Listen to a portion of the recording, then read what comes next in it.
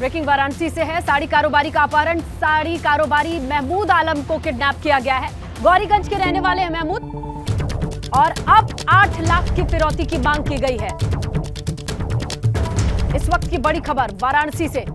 साड़ी कारोबारी जिनका नाम महमूद आलम है, इनका किडनैप और अब किडनैपर्स फिरौती मांग रहे हैं 8 लाख रुपए की। बड़ी चुनौती पुलिस के सामने। गौरीगंज के रहने वाले हैं महमूद आलम। अपहरणकर्ताओं ने इन्हें निशाना बनाया है और खबर मिल रही है कि 8 लाख की फिरौती की मांग की गई है। गौरीगंज के रहने वाले हैं साड़ी कारोबारी, नाम है महमूद आलम। महमूद आलम को किडनैप किया गया है। किडनैपिंग के बाद 8 लाख की फिरौती मांगी जा रही है। ऐसे में खुली चुनौती कानून व्यवस्था को। वाराणसी से इस वक्त की बड़ी खबर। साड़ी कारोबारी के अपहरण का मामला। साड़ी कारोबारी महमूद आलम का अपहरण। गौरीगंज के रहने वाली है साड़ी कारोबारी, नाम है महमूद आलम। महमूद आलम के अपहरण के बाद डिजिटल मार्केटिंग को सीखकर आपके प्रोडक्ट्स और सर्विसेज को दुनिया को बेचना चाहते हैं तो फ्रीडम ऐप को अभी डाउनलोड करें। डिजिटल मार्केटिंग का एक्सपर्ट बने। 8 लाख की फिरौती की मांग की गई है। वाराणसी से इस वक्त की बड़ी खबर। और देखिए, ऐसे में कई सवाल उठते हैं जहां पर आप समझिए कि साड़ी कारोबारी के अपहरण से हड़कंप है, क्योंकि एक बहुत बड़ा तबका है जो सिल्क की साड़ी बनाने के लिए कारोबार करता है और एक कारोबारी के अपहरण के बाद ये पूरा मामला सामने आया है। वाराणसी के साड़ी कारोबारी का अपहरण होता है। साड़ी कारोबारी का नाम महमूद आलम है जो अगवा हुए हैं। शनिवार को महमूद आलम का अपहरण हुआ है। परिवार ने अपहरण का आरोप लगाया है, पुलिस को सूचित किया है। 8 लाख की फिरौती की मांग की गई है। फिरौती के लिए 2 बार कॉल आने का भी दावा किया गया है। इसके बाद महमूद आलम का मोबाइल बंद बताया जा रहा है। पतंग लेने के लिए घर से निकले थे कारोबारी महमूद आलम। गौरीगंज के रहने वाले हैं महमूद और अब शहर भर में साड़ियों की सप्लाई तो करते ही है महमूद। उनके किडनैप होने के बाद तमाम व्यापारियों में हड़कंप की स्थिति है। कारोबारी के बेटे ने अपहरण का केस दर्ज करवा लिया है। तो कुल मिलाकर के कानून व्यवस्था को ठेंगा दिखाने वाले ये लोग हैं कौन? इस मामले में अब तक क्या क्या हुआ है, आइए वो भी आपको समझाते फिर। शनिवार को कारोबारी महमूद आलम का पता नहीं चलता है। कारोबारी के बेटे ने पहुंचकर भेलीपुर थाने में केस दर्ज करवा दिया। यहां देखिए कि परिवार ने कारोबारी महमूद आलम के अपहरण का दावा भी किया है। और अब देखेंगे आप कि 48 घंटे बीत जाने के बाद भी वाराणसी पुलिस के हाथ खाली है।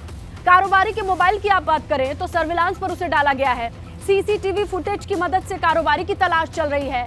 कारोबारी की आखिरी लोकेशन फूलपुर में मिली थी और अब क्राइम ब्रांच की टीम कारोबारी को तलाशने में जुटी हुई है।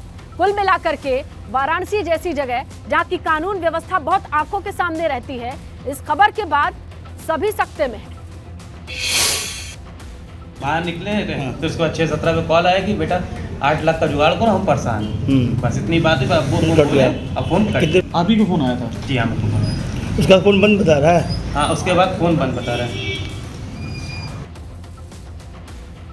सीधा रुख करते हैं हमारे सहयोगी नीतीश पांडे का और उनसे जानकारी लेते हैं कि आखिरकार शनिवार के बाद से इस मामले को जब एफआईआर कराई गई, अभी तक पुलिस के हाथ खाली क्यों है, क्या जानकारी मिल पा रही है? नीतीश, जरा ये समझाएं, वाराणसी जहां की कानून व्यवस्था को लेकर के सीएम से लगाए पीएम तक की निगाहें टिकी रहती हैं, आखिरकार इस घटना के बाद तमाम साड़ी कारोबारियों में दहशत का माहौल होगा। महकमा क्या कह रहा है, डिपार्टमेंट क्या कह रहा है?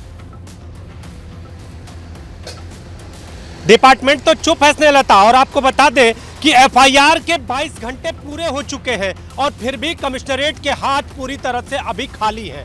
जो सीसीटीवी खंगाले जा रहे हैं, जो लोगों को उठाया जा रहा है, क्या सिर्फ खाना पूर्ति करने के लिए उठाया जा रहा है या फिर सख्ती बरती जाएगी? आखिर अपराधियों के दिल में कमिश्नरेट की दहशत क्यों नहीं है, ये बड़ा सवाल है। आपको बता दें कि पूरे वाराणसी शहर को हाई डेफिनेशन कैमरों की मदद से देखा जाता है, ऐसे दावे किए जाते हैं। इसके साथ ही अगर कमिश्नरेट की बात करें तो कमिश्नरेट ये दावे करता है कि हमारी सुरक्षा के दायरे में परिंदा भी पर नहीं मार सकता, हम वाराणसी कमिश्नरेट है। और इसके साथ ही जब मुख्यमंत्री यहाँ आते हैं तो बड़ी बड़ी तस्वीरें दिखाई जाती हैं और सुरक्षा के तमाम मानकों को पूरा करते हुए दिखाया जाता है। लेकिन ये घटना कहीं ना कहीं बनारस कमिश्नरेट की कार्यशैली पर सवाल खड़े कर रही है। आखिर एफआईआर के 22 घंटे पूरे होने के बाद भी हाथ खाली क्यों है? आखिर जो साड़ी व्यवसायी हैं वो कहाँ गए, उन्हें जमीन खा गई या फिर वो कहीं हैं या फिर वो किस तरफ हैं, इसका पता लगाने में अभी तक वाराणसी कमिश्नरेट की टीमें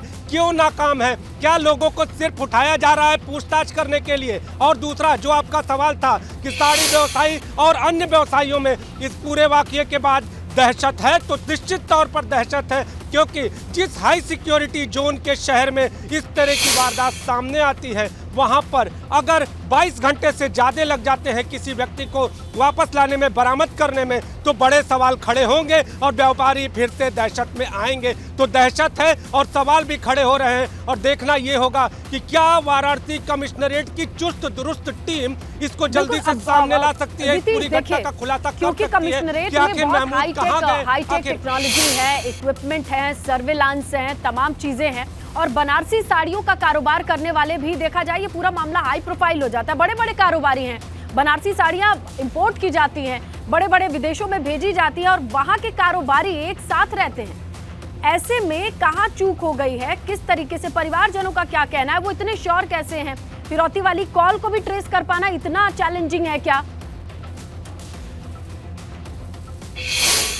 अगर बता दूं तो पुलिस अगर चाह जाए तो कोई बड़ा चैलेंज नहीं है, पुलिस इसको कर भी रही है। लेकिन सवाल यही उठता है कि जब आप दावे करते हैं तो अपराध के मन में आपकी दहशत क्यों नहीं है? दूसरी बात, जो साड़ी व्यवसायी, जो पीड़ित लोग हैं, वो लगातार गुहार लगा रहे हैं और निराश भी होते जा रहे हैं जैसे जैसे समय बीतता जा रहा है। यहाँ मैं आपको बता दूं कि परिवार में, महमूद के परिवार में निराशा है, क्योंकि उनका ये कहना है कि अगर लेट होगा तो कुछ भी हो सकता है। एक व्यक्ति जो खुद बताता है कि 8 लाख की ज़रूरत है और आप इसको पहुंचाओ, मैं परेशान हूं, और उसके बाद उसका फ़ोन ऑफ होता है और लापता हो जाता है, उसके बाद फिरौती की घटना होती है। लेकिन इस सब घटनाओं के बावजूद जब शिकायत की जाती है और शिकायत के बाद शिकायत दर्ज होती है, उसके बाद भी 22 घंटे बीत जाते हैं। ये बड़ा सवाल है। अगर दावों पर गौर करें तो दावों पर गौर करने के साथ अगर दावे जमीन पर हैं तो इतनी देर लगना कहीं पे भी किसी भी कीमत पर मुमकिन नहीं है, क्योंकि जिन कैमरों का आप दावा करते हैं, जिस सुरक्षा का आप दावा करते हैं, और इतना बड़ा घेरा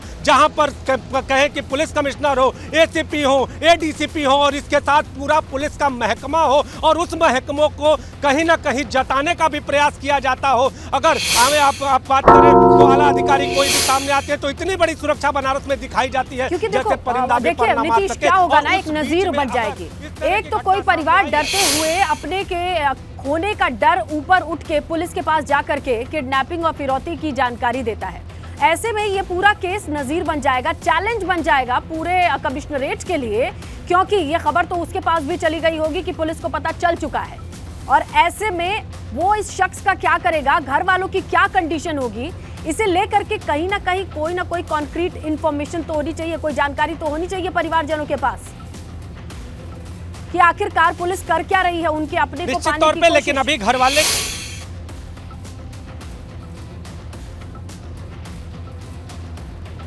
नेहा, अगर बात करें तो घर वाले अभी इस पूरे मामले को पूरी तरह से सामने आकर नहीं बोल रहे हैं, लेकिन उनका ये कहना है कि हमारे पिताजी परेशान थे। अब परेशान उन्हें कौन कर रहा है, इसके पीछे का सच वाराणसी कमिश्नरेट कब सामने लाएगी, ये बड़ा सवाल है। इसके साथ ही आपको बताऊं कि इस पूरे मामले में आधा दर्जन लोगों को उठाया गया है। लंका क्षेत्र के सीसीटीवी कैमरे वहां पे खंगाले जा रहे हैं। इसके साथ ही एक एक चीज को बारीकी से देखा जा रहा है। अब सवाल ये उठता है कि ये घटना हुई क्यों, अगर हुई तो महमूद आलम कहाँ गए। और एक बात आपको बता दूं कि वाराणसी पुलिस इस पूरे मामले को चैलेंज के तौर पर ले रही है, वाराणसी कमिश्नरेट, लेकिन चैलेंज को कैसे पूरा करेगी ये देखने वाली बात होगी। और घंटे लगातार बीत रहे हैं। जैसा कि मैं आपको बता दूं कि जो ये दावे करते हैं, उन दावों को जमीन पर उतरते हुए देखने पर तो सवाल खड़े हो चुके हैं, लेकिन उन सवालों का जवाब देते हुए वाराणसी पुलिस महमूद को कब बरामद करती है और इस पूरी घटना के पीछे का सच क्या है, इसका खुलासा कब और कैसे करती है, ये देखने वाली बात होगी। पुलिस महकमे में भी इस घटना से हड़कंप की स्थिति है। पुलिस महकमा भी नीतीश, आप हमारे साथ बने रहे। इस खबर पर एक अपडेट और आ रही है। अगवा कारोबारी मामले पर पुलिस का दावा सामने आ गया। डीसीपी काशी जोन राम सेवक का दावा यह है कि कुछ घंटे के भीतर ही मामले का खुलासा कर देंगे। देखिए ये बड़ी अपडेट है। इस खबर पर नजर कमिश्नरेट की बनी हुई है और अब कमिश्नरेट की तरफ से यह दावा किया गया है। डीसीपी काशी जोन राम सेवक का दावा है कि कुछ घंटे के भीतर यानी कुल मिलाकर के जैसा हमारे सहयोगी नीतीश बता रहे हैं, नीतीश कह रहे हैं कि कमिश्नरेट ने इस पूरे केस को चैलेंज की तरह लिया है, क्योंकि हिम्मत दिखा करके पुलिस के पास अगर कोई परिवार आता है, अगर फिरौती मांगी जाती है, तो जाहिर तौर पे एक दुविधा रहती है कि पुलिस के पास जाएं या ना जाएं। और अगर मैं ऐसे में हिम्मत करके परिवार पुलिस के पास आया है, तो इस पर डीसीपी काशी जोन का कहना है कि कुछ घंटों का इंतजार, मामले का खुलासा हो जाएगा। आपको बताएं, वाराणसी में साड़ी कारोबारी हैं और उनके अपहरण को 22 घंटे बीत चुके हैं। परिवार वालों की दुविधा बढ़ती जा रही है। डिजिटल मार्केटिंग को सीखकर आपके प्रोडक्ट्स और सर्विसेज को दुनिया को बेचना चाहते हैं तो फ्रीडम ऐप को अभी डाउनलोड करें। डिजिटल मार्केटिंग का एक्सपर्ट बनें।